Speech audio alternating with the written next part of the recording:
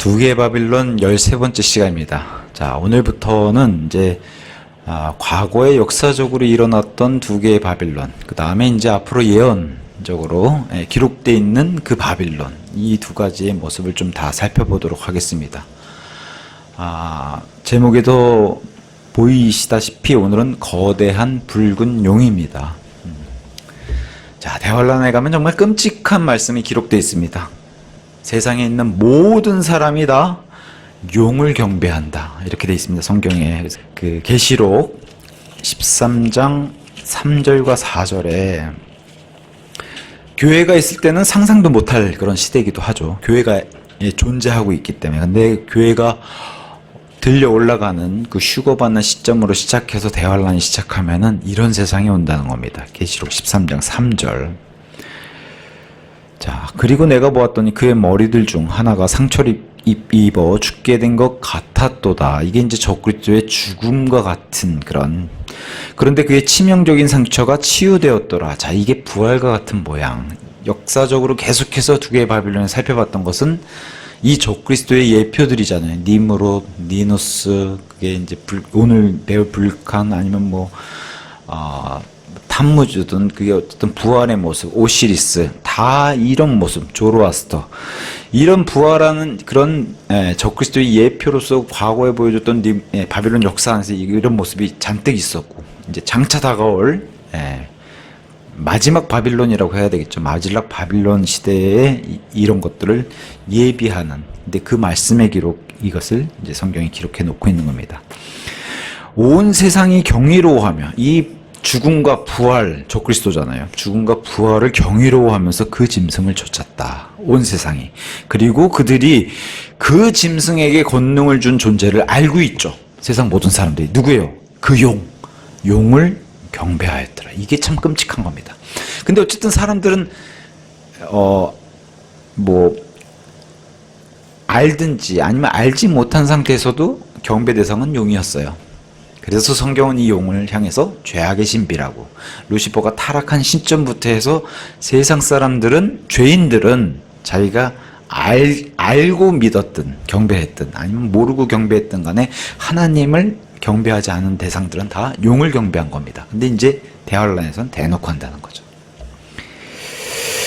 자, 그래서 역사적, 그리고 이것은 과거 시점이잖아요. 역사적, 이미 지나간. 그리고 앞으로 올 예언적으로 살펴보는 두 바빌론의 발전 과정, 너무나 닮아 있는 이것을 살펴볼 텐데, 자, 그래서 계시록은 분명히 미래의 시점을 예언해 놓은 건데 이게 과거의 모습들도 다 거쳐갔다는 거예요, 예표적으로. 그래서 대표적인 그 존재 중에 대표가 바로 거대한 용, 마귀죠. 사탄 마귀, 거대한 용. 그다음에 바다에서 올라오는 짐승이 있고 땅에서 올라오는 짐승이 있고 두 개의 짐승들이 있죠. 그다음에 이제 이 짐승과 동일한 형태 찍어낸 그 짐승의 형상, 이렇게 이제 계시록이 알려주는 이 모습이 과거에도 존재했고 장차 다가올 미래의 대환란에도 이게 고스란히 등장한다는 겁니다. 자, 구약에도 바빌론이 있었고요. 심지어 그 구약의 바빌론은 아브라함 시대 때 바빌론을 구바빌론이라고 얘기하죠. 그 다음에 이제 유다 백성들이 포로로 잡혀갔던 바빌론을 신바빌론이라고 해요. 구약 시대에는 바빌론도 이렇게 나눠지기도 하고. 근데 이 바빌론 제국은 어김없이 다 무너졌지만 그 바빌론의 종교적인, 영적인 음료는 여전히 무너지지 않고, 이게 살아서 대환란까지 간다는 겁니다. 그리고 한 번도 죽은 적이 없다는 거예요, 이 바빌론 음료는. 그리고 신약 시대에 들어와선 이 바빌론 음료의 모습이 어떤 단체로 이게 드러나요? 로마 카톨릭이라는 단체로. 그래서 우리가 두 개의 바빌론 하는 게 바로 이 바빌론의 음료와 로마 카톨릭이 똑같다라고 하는, 그리고 로마 카톨릭이 마지막 대환란, 마지막 바빌론의 음료의 그 예비된 그런 단체로서 그 말씀 성취를 이제 준비한다고 이렇게 우리는 공부를 하고 있습니다. 그래서 계시록 12장과 13장에 이 용이 등장하게 되는데, 이게 이제 소위 말하는 하나님이 말씀하신 사탄 마귀의 죄악의 권세를 이제 여기서 얘기하는 게 바로 계시록 12장 13장이죠. 이게 이제 고린도후서 4장 4절에 얘기한 이 세상의 신입니다. 그리고 둘째 하늘에 처소를 두고 있는 그 사악한 존재들의 왕이 바로 이 붉은 용이라고 얘기를 하는 겁니다. 그래서 성경에는 명확하게 붉은 용이라고 등장해요. 더군다나 거대한 붉은 용 이렇게 이제 등장하게 됩니다. 그래서 12장 13장에는 이 거대한 붉은 용, 그 다음에 또 등장하는 존재가 바로 바다와 땅에서 올라오는 짐승들, 그 다음에 짐승의 형상까지. 요게 이제 12장 13장에 기록되어 있는 겁니다. 그래서 역사적인 바빌론의 모습에서 또 미래의 예언의 말씀에 등장하는 미래에 등장한 바빌론의 모습을 예측할 수가 있죠. 이 예표를 통해서. 그래서 이미 창조 전, 아담과 이브를 만들기 전부터 영적 존재인 루시퍼를 만들었을 때 그 루시퍼가 타락하면서 시작된 게 바로 이 죄악의 신비예요. 죄악의 신비. 그 신비를 계시록에서는 뭐라고 얘기하냐? 거대한 붉은 용이라고 얘기하는 겁니다. 거대한 붉은 용. 우리는 뭐 미술 실력이 좀 모자라면은 잘 못 그릴 수는 있어도 용이란 걸 떠올리고 누가 용에 대해서 설명하면 용은 다 알고 있죠. 우리 모두가 용은 다 알고 있어요. 물론 동양에서 얘기하는 용과 서양에서 얘기하는 용은 좀 차이가 있습니다. 하지만 드래곤이라고 하는 용에 대해서는 다 알고 있죠. 희한하죠. 분명히 다 전설의 동물이라고 그러는데 누군가 마치 본 것처럼 너무 자세하게 그려놓고 자세하게 다 알고 있다는 거죠. 특히나 동양의 용의 이미지는 여기 그림처럼 긴 몸과 또 뿔을 가지고 있고, 동양의 용은 특징이 날개가 없어요. 없어도 날아다녀요. 심지어는 구렁이가 용이 됐다고 하는 이무기 전설도 있잖아요, 우리나라에는. 그리고 동양에서는 뱀이 숭배 대상이고, 마치 그 집에서 구렁이를 발견하면 또 집신이라고 해서 구렁이를 해하지 않고, 이런 이제 문화를 또 가지고 있었죠, 우리나라는. 또 동양의 용의 특징은 독수리 발톱, 그죠? 독수리 발톱. 그래서 용의 모습, 특히나 이런 뭐 우리나라 옛날 뭐 건축 같은데 그려놓은 이런 그림들 보면은 뭐 어김없이 이런 용들의 모습이 보입니다.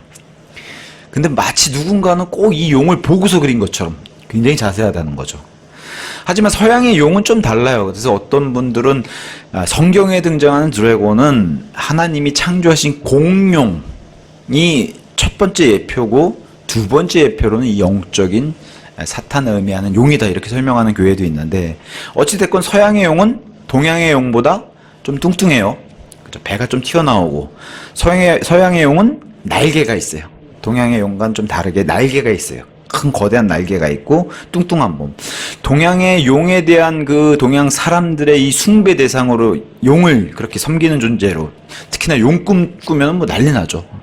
근데 서양은 용이 두려운 대상이고, 용은 대적하는 원수 대상으로 삼는 게 이제 서양의 용에 대한 그 태도예요. 그래서 많은 서양에 있는 문학 작품들은 다 용과 싸우는, 그게 뭐 아더왕이든 아니면 초기 영문학 작품이라고 하는 베오울프라는 작품이 있어요. 그것도 용을 대적해서 싸우는, 전사가 싸우는 그런 장면이 등장하고, 어쨌든 기독교 세계관에 들어가 있는 이 유럽, 서양에서는 용을 대적해서 싸우는 그런 존재로, 용은 무서운 존재로, 특히나 금은보화, 이 보석들을 잔뜩 가지고 있는 용, 그걸 지키고 있는 용의 그런 묘사로 많이 등장하게 됩니다.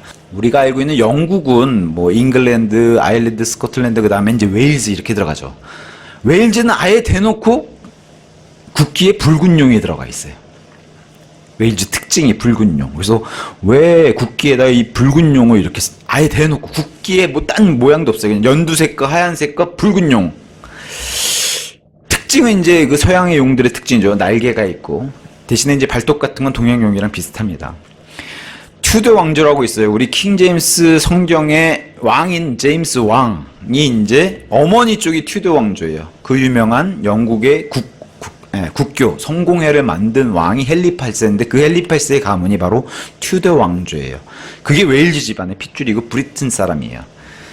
근데 이 고대 켈트족, 그 다음에 웨일즈, 여기가 이제 외세, 앵글로 섹슨족이 쳐들어와가지고 외세의 침략을 당했을 때 물리친 것을, 자신들은 붉은색 용, 침략한 용은 흰색 용에서 이것을 싸우는 뭐 그런 전설이 있대요. 그래서 이런 용의 전설을 가지고 있는데, 자신들이 승리한 걸 기념해서 붉은 용을 이제 깃발에 새겨놓고, 지금까지도 이 붉은 용을 깃발에 들고 있어요.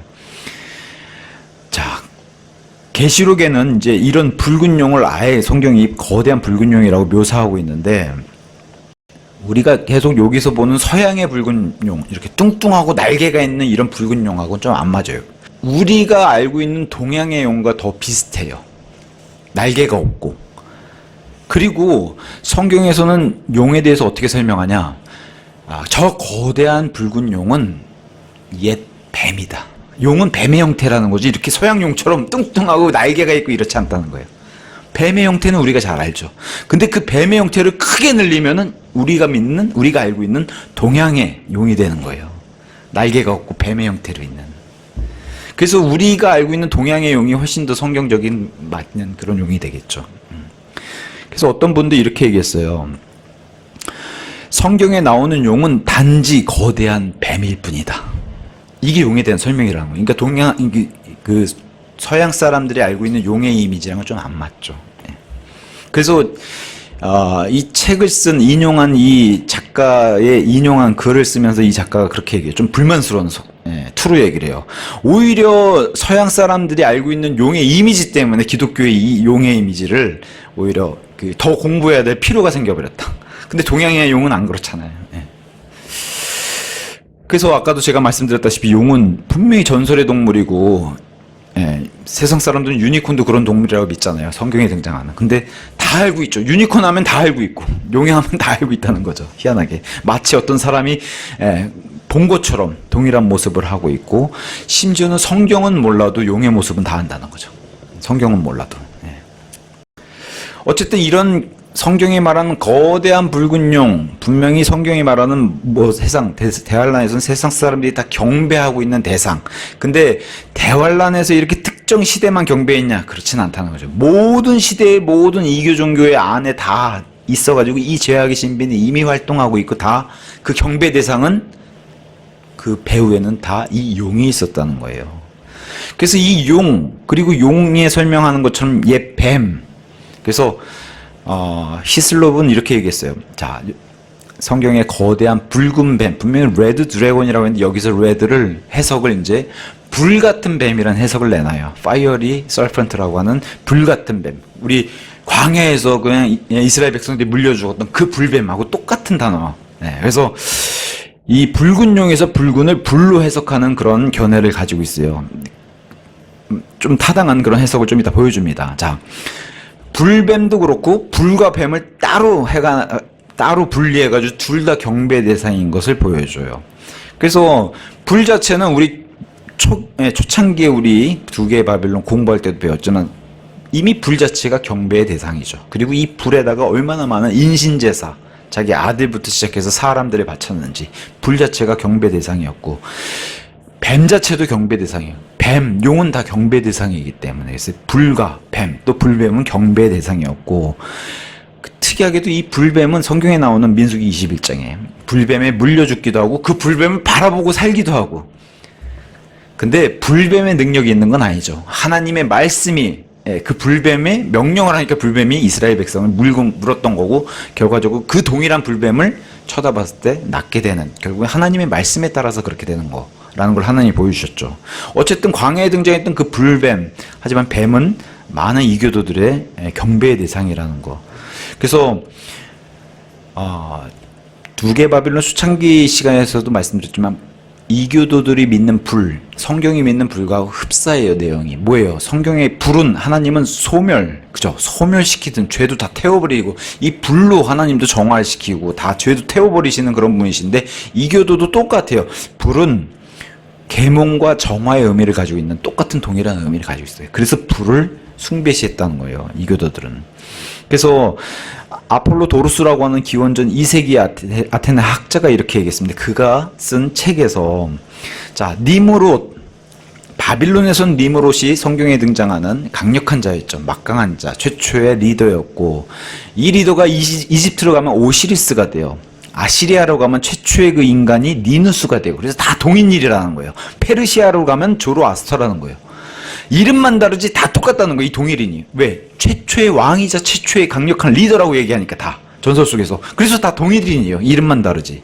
그래서 아시리아의 전설적인 최초의 막강한 리더인 니누스는 아시리아인들에게 불을 경배하도록 가르쳤다. 자, 니누스가 이랬다면 바빌론에서 니므롯이 이렇게 똑같이 한 겁니다. 바빌론에서 바빌론 사람들에게 불을 경배하도록 가르친 사람이 바로 니무롯, 아시리아에서는 니누스가 이렇게 가르쳤다는 거예요. 이건 아예 그냥 이 아폴로도로스라고 하는 이 학자의 기록에 이렇게 돼 있어요.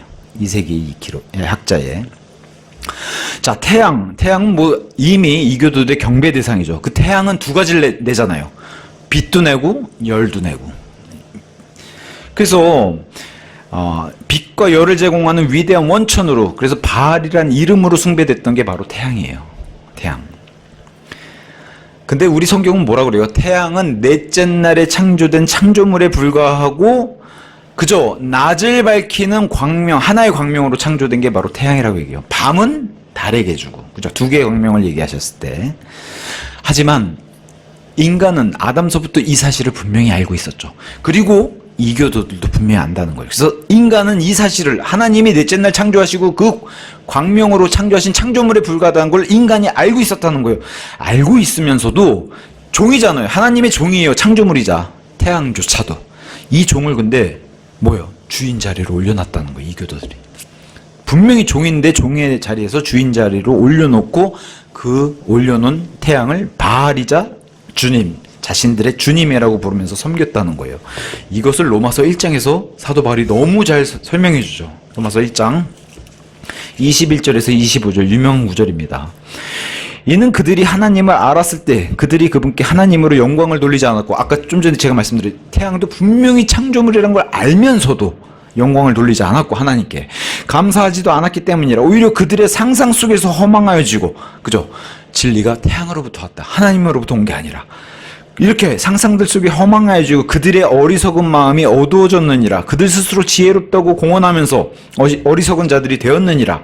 그리하여 그들이 부패하실 수 없는 하나님의 영광을 부패할 수 있는, 심지어 태양도 다 사라지잖아요. 새하늘과 새 땅이 오기 전에 이 모든 태양, 달, 별들도 다 사라지잖아요. 그죠? 뜨거운 열과 함께, 뜨거운 굉음과 함께 사라진 이런 창조물에 불과한데 하나님의 영광을, 이런 영광을 바꿔버렸죠. 그래서 이집트에서는 최고의 신이 태양신이잖아요. 이집트뿐만 아니라 그리스도 모든 이교도들의 신에서는 태양이 경배 대상의 최고의 그 자리에 가 있다는 거. 그래서 부패하실 수 없는 하나님의 영광을 부패할 수 있는 사람처럼 만들어진 형상으로 바꿔버렸습니다. 이집트는 태양의 형상이 가득하죠. 새들과 네 발 달린 짐승과, 여기서 이제 네 발 달린 짐승이 우선적으로 나오는 게 바로 뱀, 이런 존재가 등장한 거지. 기어다니는 것 강조하죠.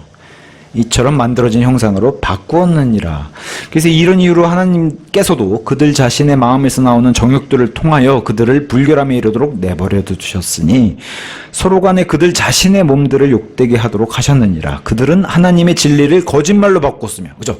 하나님이 태양을 창조하셨음에도 불구하고 태양 자체가 진리와 빛을 주는 존재, 이런 걸로 거짓말로 바꾸었으며 창조주보다 창조물을 더 경배하고 섬겼도다, 이거죠. 창조주보다 창조물을 더 경배하고 섬겼도다. 하지만 그분께서는 영원토록 찬양받으신도다. 아멘. 이렇게 돼 있죠. 이게 로마서에서 설명하는 태양신의 설명도 이렇게 잘 설명해 놓고 있습니다. 자, 하늘의 존재 가운데서는 태양이 경배 대상이에요. 이 경배 대상이 땅에서 찾으려면은 경배 대상에 마치 축소해둔 모델처럼, 그래서 땅에서는 불이 태양의 모델로서의 경배 대상이 되는 거예요. 그래서 하늘에서는 태양, 땅에서는 불이 경배 대상이 됩니다. 자, 바빌론에선 니므롯, 아시리아에선 니누스, 이집트에선 오시리스, 페르시아에선 조로아스터, 그리스로 가면요 최초의 인류 문명을 세웠다고 하는 인물이 바로 포로네오스입니다. 결국은 같은 사람들이다. 이건 그리스 신화에 나오는 최초의 인간이, 가장 막강한 리더 인간이 바로 포로네오스인데, 이 점이 같아요. 그리스 신화지만 이 포로네오스는 이 세상 인류 문명에게 불의 사용을 가르쳐준 사람, 불의 숭배를 알려준 사람이 바로 포로네오스예요. 이 모든 사람이 동일인이라 그랬잖아요. 다 니무롯이 한 겁니다. 니무롯이 했는데 니누스로 알려지고 포로네오스로 알려지고 조로아스터로 알려지고 오시리스로 알려지는 거예요.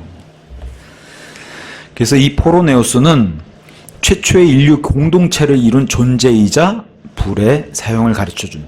근데 그리스 신화에는 불과 관련된 신이 하나 더 있어요. 프로메테우스라고, 인간에게 불을 가져다 준 존재의 신. 근데 이 프로메테우스보다 사람들은 포로네우스를 더 인정했다는 거예요.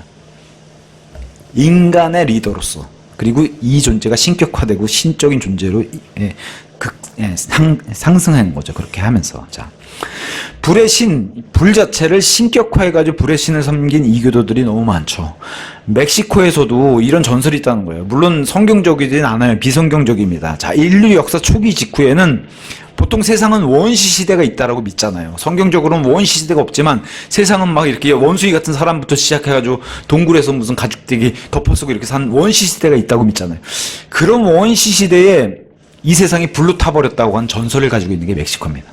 불로 타버렸다. 그런 전설. 그러니까 불에 대한 두려움, 그 다음에 불을 섬기고 경배할 수밖에 없는 이유에 이제 이런 전설이 바탕이 있다는 거죠. 인도에서도 똑같이 그들의 제사장이 브라만들을 통해서, 브라만들에 따르면은, 그들의 말을 따르면은, 인도에 신이 많은데 그 신 가운데 엄청난 파워를 가지고 있는 한 신이 우주에서 빛보다 밝은 광선으로 우주를 괴롭게 하고 있었다는 거예요. 인도의 한 신이. 근데 이 신을 가만히 놔두면 우주가 완전히 폭발해서 멸망할 거라는 거예요. 그래서 인도에 이 신보다 더 강한 신이 개입을 해가지고 이 신의 머리를 베어버리는 바람에 우주가 온전했다. 이런 전설이 있다는 거예요. 놔뒀으면 이 신이 빛, 이런 광채로 우주를 멸망시켜버린 이런 전설을 인도에서 가지고 있다는 겁니다. 자, 고대 영국에서도 이런 전설을 찾을 수 있는데, 예, 고대 켈트족, 그러면 계속 등장하는 이 드루이드, 그 드루이드의 3부작이라고 하는 그 작품 속에서 원시시대, 고대 영국에도 있는 전설입니다. 원시시대 불로 된 폭풍우가 일어나서 지구를 쪼개버려가지고 거대한 기품을 만들었는데 이 기품에는 어떠한 선택받은 무리를 제외하고는 아무도 피할 수 없었다는 거예요. 마치 노아의 홍수 같은 얘기인데 물의 얘기가 아니라 불의 얘기라는 거예요. 그래서 뱀, 용, 불 다 경배의 대상인데 이걸 하나로 모을 수도 있다는 거예요. 다 존재들을. 그래서 또한 뱀의 형태로 이제 가보면은 뱀은 뭐 에덴 동산에 등장했던 그 존재지만 위대한 불의 신으로서 태양과 함께 숭배됐고 태양과 동일시됐다는 거예요. 그림 52처럼 불을 재단에 태우는, 그리고 불을 섬기는 뱀이 이제 등장하죠. 근데 뱀이 그냥 뱀이 아니라 머리가 태양처럼 빛나는 뱀. 제가 옛날에 뭐 이제 아이들이 저도 어리니까 이제 어린이 대공원 이런 동물들이 있는 이런 이제 놀이공원은 이제 좀 자주 가는 편이죠. 예전에 어린이 대공원인지 서울대공원인지 가는데 천년의 신비의 지혜를 간직한 뱀 전시 뭐 이런 걸 써놔서 현수막을 크게. 이게 이제 그냥 사람들의 마음속에 무슨 광고 문구로 적은 게 아니라 이게 종교적인 면이 강하다는 거죠. 우리나라에서도 마찬가지고. 천년과 뱀, 그다음에 지혜의 상징. 그래서 하여튼 그거 보고 이제 속으로 이제 재밌겠다, 참 표현이 재밌다 이제 그런 적이 있는데 어쨌든 이교도에서는 이런 뱀, 모든 이교 문화에서는 뱀이 바로 숭배의 대상, 불과 함께 이렇게 숭배 대상이었다는 거. 그리고 뱀은 곧 태양과 동일시됐다는 거. 물론 우리는 뚜껑 까보면 다 알죠. 우리는 그 배후에 마귀가 있고 마귀가 경배 대상이니까 태양, 뭐 뱀, 그 어떤 존재라도 상관없죠. 모든 존재를 다 경배 대상으로 만들고 그 배후에서 마귀가 받으면 되니까. 어쨌든 태양과 동일시되는 게 바로 이 뱀입니다. 그래서 오웬이라고 하는 17세기 영국 청교도 신학자 겸 옥스퍼드 대학교 부총장을 겸한 이런 사람이 이런 얘기를 했습니다. 고대 세계에서 또 신화에서 뱀은 보편적으로 태양의 상징이다. 보편적으로. 근데 뱀과 태양이 동일시되는 이유는, 자, 태양은 이런 거라는, 참 이게 엄청난 신성모독인데, 자, 태양은 빛을 주잖아요. 낮을 주관하고. 물질 세계에서 빛을 빛나게 하는 가장 밝은 빛을 주는 존재가 바로 태양이죠. 근데 뱀은요, 이게 이제 신성모독이에요. 선과 악을 알게 하는 지식을 줬다는 거예요, 뱀이. 그러니까 물질의 빛은 태양이 주고 영적인 빛은 뱀으로부터 왔다는 거예요. 근데 성경 얘기랑 동떨어진 얘기는 아니죠. 에덴 동산에서 사실 아담과 이브도 몰랐잖아요. 사실은 선과 악을 알게 하는 그 지식의 나무에서 나는 열매를 먹으면 멸망하는 건데 뱀이 와서 알려주는 것은 너희가 눈을 뜨게 된다. 그리고 실제로 선과 악을 알게 된다. 이 부분은 일부는 사실로 밝혀졌잖아요. 물론 그 선과 악이 하나님의 기준의 선과 악은 아니지만 양심이 이제 작동하게 되는 인간 편에서의 선과 악이 들어온 건 사실이죠. 이것을 이교도에서는 뱀이 알려준 고귀한 지식이다. 또 고귀한 지식이고 신성한 지식이다. 해서 뱀을 숭배하는 그 사상이 바로 에덴 동산의 그 뱀으로부터 왔다는 거예요. 그 태양은 물질적인 빛, 뱀은 그래서 뱀은 제가 아까 좀 전에 동물원 얘기했잖아요. 지식의 지혜 상징이 계속 되는 거예요. 뱀이 에덴 동산의 그 존재로. 그래서 성과학에 대한 지식을 인간에게 준 존재가 바로 뱀이라는 겁니다. 세상에서 가장 밝은 영적인 빛을 제공한 존재. 이렇게 해서 숭배의 대상이 된다는 거예요. 아까 제가 로마서 읽었잖아요. 기어다니는 것. 하나님의 영광과 바꾸는. 그 기어다니는 것을 이교도는 이렇게 포장하고 마귀가 또 이렇게 포장한다는 겁니다. 그래서 뱀과 태양은 동일시되고 동일한 숭배 대상으로. 그래서 그 말씀의 시작. 아까도 보세요. 창조주보다 창조물을 더 경배했다고 그랬잖아요. 그게 태양이 되고 또 뱀도 들어가잖아요. 기어다니는 것. 창조물보다 창조주가 더 경배받아야 되는데 창조물인 뱀, 용 이런 존재가 더 경배 대상이 되는 거.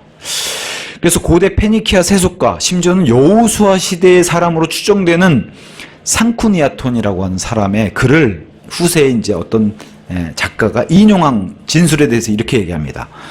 토트라고 하는 이집트의 지혜를 대표하는 신인 토트는 먼저 뱀과 뱀 종류가 신성한 성품을 지닌 것으로 여겼다. 토트 그 신이 뱀을 그러면서 토트가 페니키아인들과 이집트인들로부터 추앙을 받을 때 자신이 이제 그 신이잖아요. 추앙받는 신 추앙을 받을 때 뭘로 통해서 받았냐? 뱀을 통해서 받았다는 거예요. 토트가 또 지혜의 신이거든요. 또 신들의 전령사이자 이 토트가 그리스로 가면 헤르메스라고 대라겠죠. 헤르메스. 로마로 가면 머큐리입니다. 그래서 바울이 들었던 그 호칭. 그게 이집트로 가면 토트가 되는 거예요. 지혜의 대명사 신.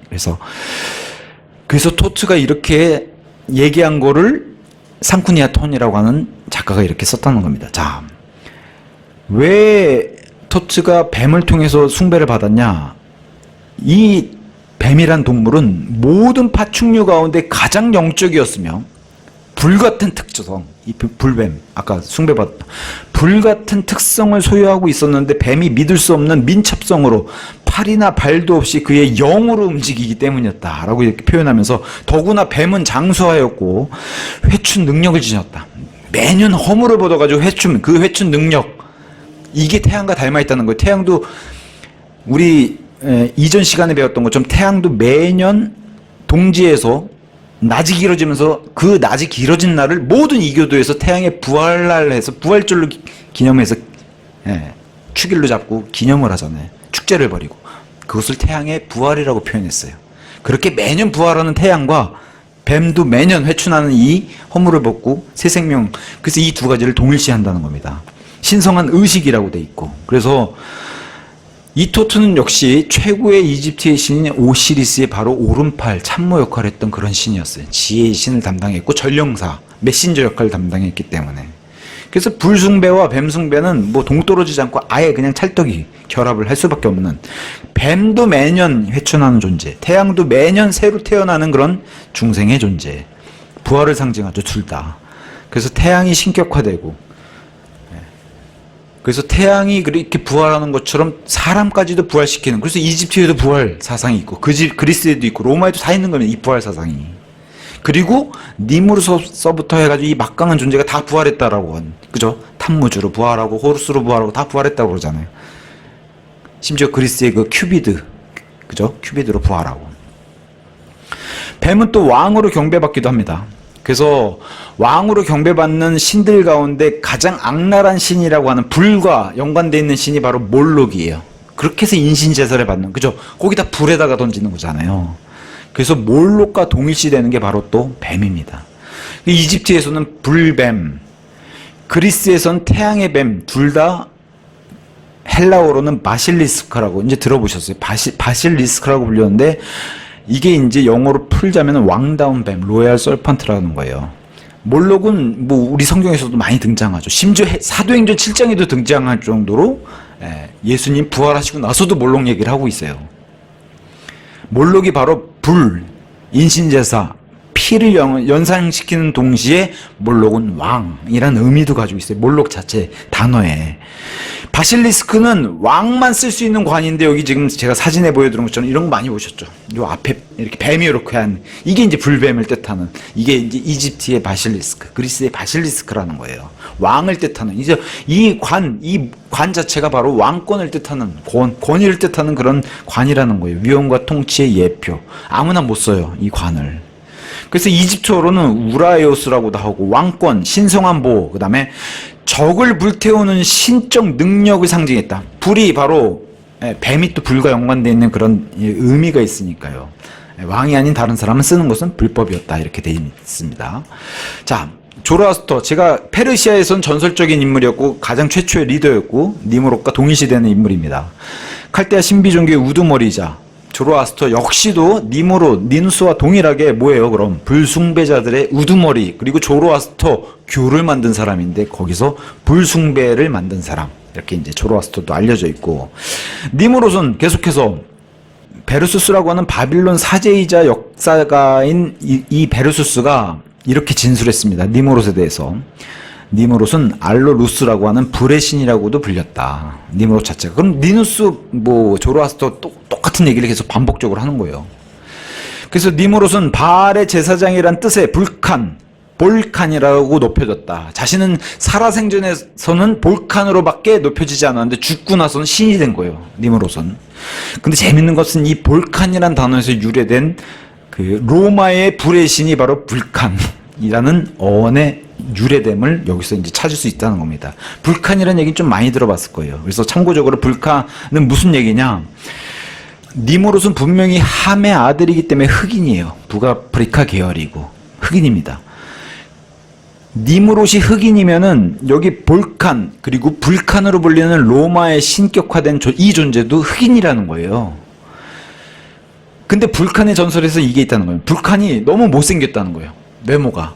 그래서 아내를 찾는데 모든 아름다운 여신들이 다 불칸은 싫다 그러는 거예요. 불칸이 짝을 맺어야 되는데 여신들이 다 거부하니까 운명의 신이 개입을 해가지고 억지로 짝을 맺어줬는데 그 짝이 누구냐? 바로 사랑의 비너스라는 거예요.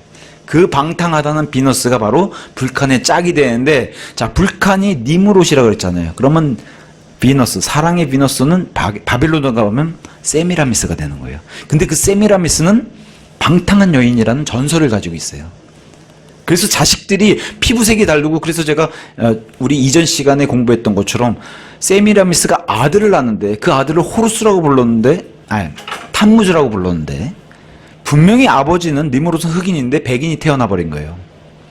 그래서 세속 역사가들은 세미라미스가 방탕한 여인인데 세미라미스는 부활한 신적인 존재로 자기의 방탕함을 감추기 위해서, 그래서 흑인의 리더 밑에 백인으로 태어나는 이 신하들이 모든 나라에 또 다 들어간다는 거예요. 그리스와 로마와 이런 데서.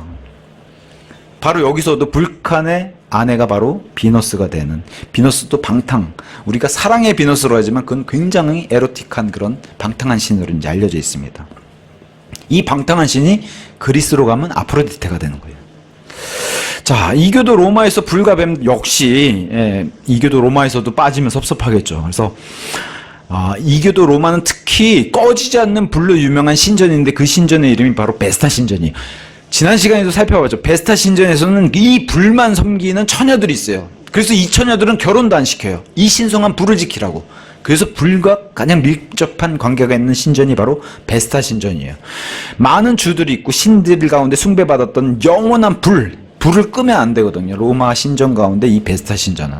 그래서 베스타 신전에서 항상 타오르던 그분, 그래서 이 불을 지키는 처녀들이 있었고, 역시나 베스타 신전에 있는 이 불은 정결시키고 죄를 씻기고, 그래서 이 불에 사람들과 가축들을 통과시키는, 이런 사람들이 바치는 그런 베스타 신전에 불이 있었다는 겁니다. 또 하나, 에피다우루스라고 하는 뱀, 우리 그 이전 시간에도 살펴봤죠. 구급차 같은데 지팡이를 감고 있는 뱀의 이름이 바로 에피다우루스예요. 이 뱀. 그러면 이 뱀도 의미심장하죠. 뱀이 등장했던 게. 그때 배웠던 게 바로 사람도 살릴 수 있다라고 하는 그리스의 의술의 신 에스쿨라피우스와 뗄래야 뗄 수 없는 뱀, 깊은 연관이 있다는 거예요. 그래서 이 사람의 의술도 그렇지만 이 뱀의 능력 자체도 재생, 회복, 생명력, 치유의 의미로 숭배를 받았던 거예요. 이 뱀 자체가. 불도 그렇죠. 정화시키는 불도 그렇죠. 숭배받았던 이런 치유의 뱀도 그렇죠. 두 가지가 다 그리스, 로마에서도 다 이게 이어져 내려온다는 겁니다. 그래서 불도 마찬가지고 뱀도 마찬가지지만 죽음으로부터 얻은 새로운 생명, 죄로부터 정결하게 되는 거, 다시 태어나게 돼요. 다 똑같은 의미로 동일시돼. 다 태양신과 다 의미가 똑같잖아요. 그래서 심지어는 폼페이라고 하는 책을 쓴 저자, 에드워드라고 하는 저자가 이렇게까지 글을 썼어요. 폼페이. 과거 로마, 이 폼페이 당시에 그런 로마의 일반 가정집에는 우리가 지금 반려동물처럼 뱀을 다 가정에서 키우고 있었다는 거예요. 그래서 로마 가정에서 이 뱀들은 개나 고양이처럼 사랑을 받고 먹을 것을 달라 하기도 하고, 심지어 여인들이 이 뱀을 이렇게 감으면 좀 시원한 거 보죠. 저는 감아본 적이 없어서. 근데 더운 날씨에 뱀을 이렇게 감으면 좀 시원한가 봐요. 그렇게 목에다 두르기도 했다는 거예요. 그러면서 해로운 쥐 같은 동물들을 이 뱀이 잡아주기도 하고, 이렇게 해서 뱀이 숭배받았던, 일반 가정에서도 키울 정도로, 이런 게 바로 이교도 로마의 모습이었다는 거예요. 뱀을 숭배하는. 자, 거대한 붉은 영은 또 이런 모습을 가지고 있죠. 계시록에서 특히나 아이를 삼키는, 그죠? 12 여인이 고통스러운 상고를 치르고 바로 아이를 낳았는데, 그 아이를 삼키려고 그 앞에서 기다리고 있던 존재가 바로 거대한 붉은 용이었어요. 계시록 12장 4절에 이런 말씀을 주는데, 자, 12장 2절, 아이를 잉태한 그녀가 출산으로 상고를 치르며 울부짖었고 해산하게 되어 고통스러워하였도다. 그리고 하늘에 또 다른 이적이 나타났으니 보라, 7 머리들과 열뿔들이 지녔고 7 왕관들이 그의 머리들에 있는 거대한 붉은 용 한 마리라. 이렇게 아이가 나오면 삼키려고요. 그리고 그의 꼬리가 하늘의 별들 중 3분의 1을 끌어다가 당겼고 그들을 땅에 던졌더라. 그리고 그 용이 막 해산하려는 그 여자 앞에 섰어요. 그러면서 그녀의 아이가 태어나자마자 그것을 집어삼키기 위함이다. 자, 그러면 아이를 삼키는 이교도의 신들이 있나? 이걸 찾아보는 겁니다. 히슬롭이.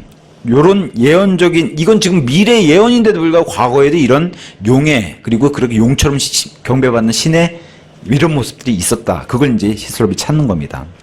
그래서 다만 안타깝게도 이 해석은 지금 미래 예언으로는 지금 이 아이를 낳은 존재는 분명히 이스라엘이에요. 근데 히슬롭 당시도 그렇고요. 중세 시대 내내 이스라엘이 사라져 버렸잖아요. 중세는 없잖아요. 1945년이 돼야 독립을 하는 거예요. 그러니까 해석을 이스라엘로 하는 시대적 배경은 사실 힘들기는 해요. 그리고 본인들이 지금 교회로서 이렇게 존재하고 지금 교회 시대가 지나고 있잖아요. 그래서 그 당시에는 해석을, 교황은 아무리 봐도 적그리스도의 모습을 너무 강하게 보여주니까 그 밑에서 대환란을 통과하는 교회의 해석을 내놓을 수밖에 없어요. 중세 시대에는. 본인들이 들어가 있는 거죠. 교회는 출발했고, 사도 바울 이후로 출발했고, 계시록을 지나고 나가서 나중에 그 기록을 보면은 계시록 하는 교회들이 자기네와 영락없이 똑같은 모습이기 때문에 그 거대한 용과 이런 것들을 다 로마 카톨릭을 해서 봤어요. 다만 안타깝게도 그 예표잖아요.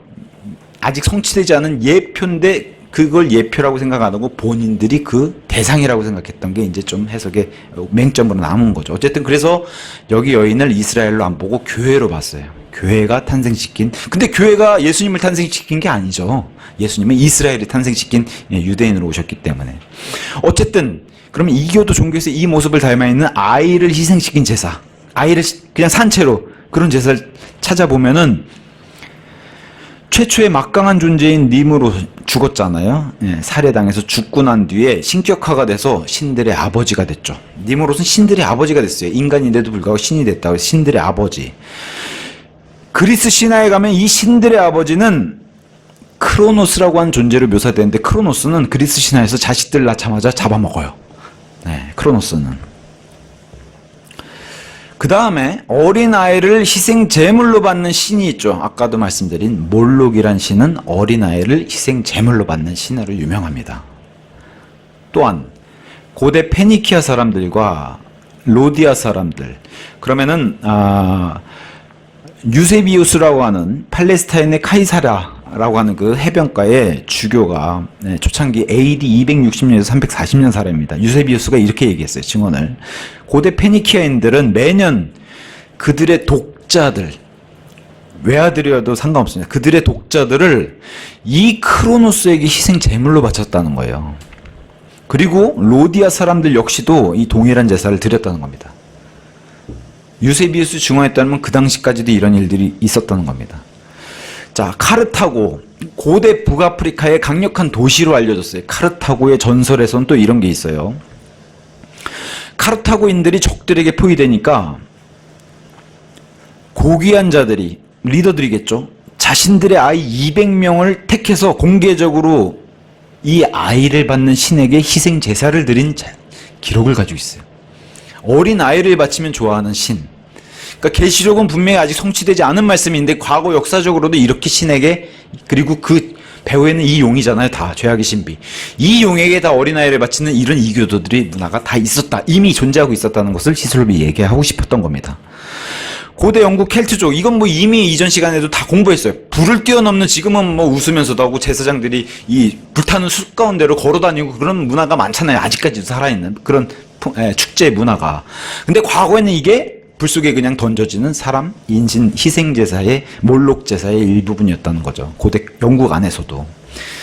이런 것들은 멀리 찾을 게 아니라 이스라엘 백성들도 다 했다는 겁니다. 이런 인신제사는. 끔찍하게도. 자, 그거를 예레미야서 19장 5절에 기록해 놓고 있어요. 19장 5절에 이렇게 기록되어 있습니다. 자, 하나님은 원치 않으셨지만, 자, 또한 그들은, 이거 유다 백성 얘기가, 그들은 바알의 높은 처소들을 건축하였는데 바알에게 바치는 번제물들로서 자신들의 아들들을 태우고자 하며, 그것은 내가 명령한 것이 아니요 그것을 이야기하지도 아니었으며 그것은 내 생각 속으로 들어온 것도 아니니라.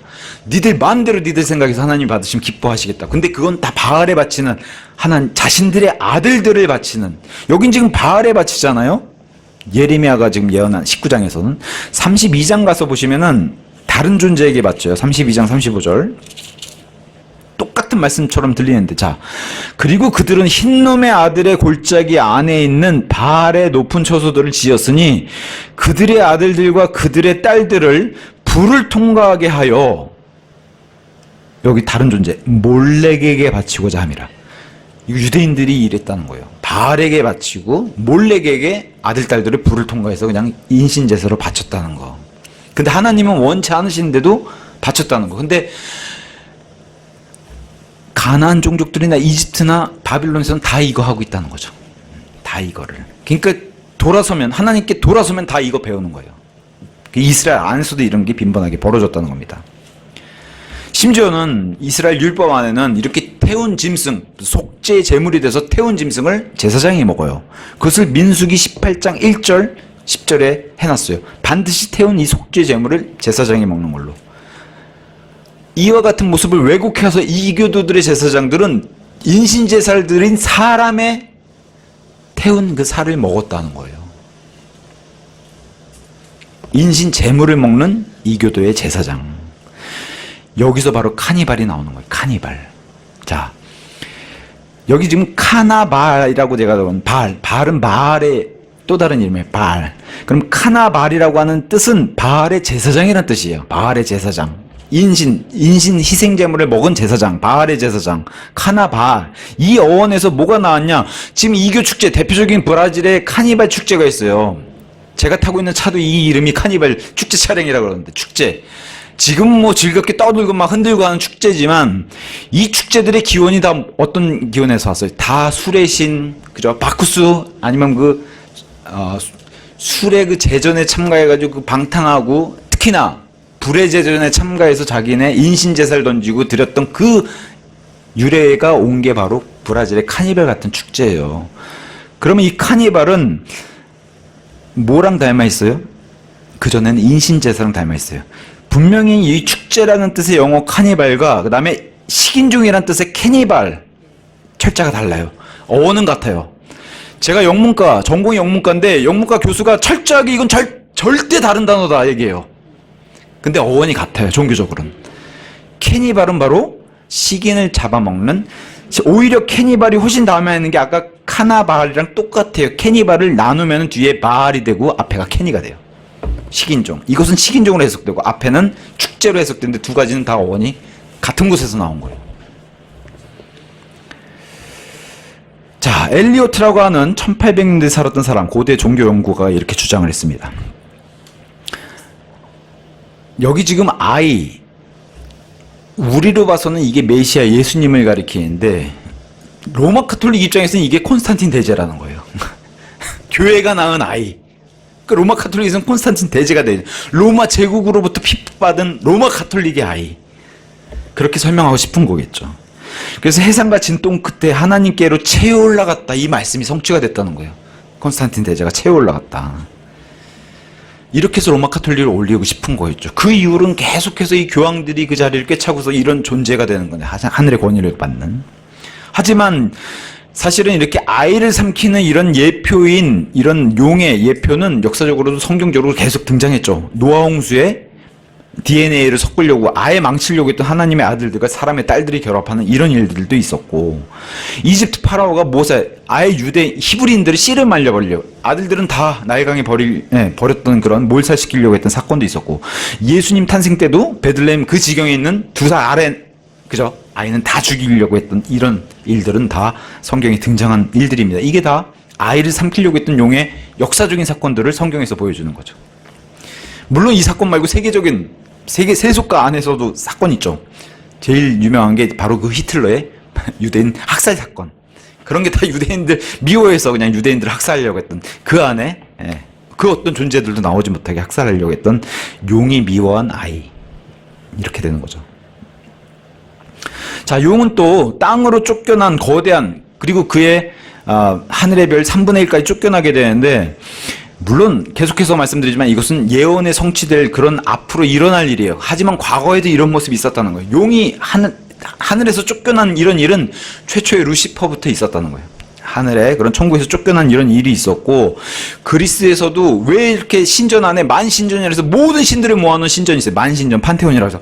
왜 이런 신전이 존재하겠냐? 다 하늘에서 쫓겨난 신들이 거할 장소가 없기 때문에 이 만신전을 만들어 놨다는 거예요.